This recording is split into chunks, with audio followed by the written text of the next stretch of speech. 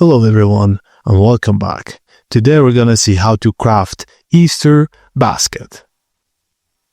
Firstly, spray the inside of a medium bowl with a cooking spray to prevent sticking. Mix rice cereal, melted butter and marshmallows until fully combined.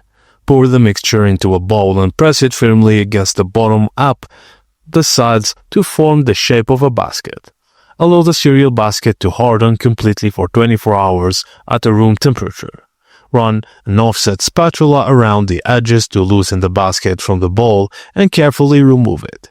Melt 12 oz of chocolate in the microwave, stirring every 20 seconds, and use a pastry brush to coat the inside of the basket with chocolate and let it set completely. This adds extra support.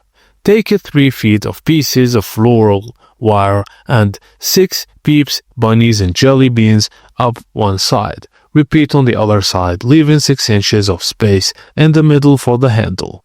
If the basket isn't fully hard, support the handle with a large spoon or ruler until it sets separately. Just fill plastic eggs with cereal mixture and let them set. Once set, form a cereal mixture around the outside of the eggs, covering quarter of each egg, and let them dry.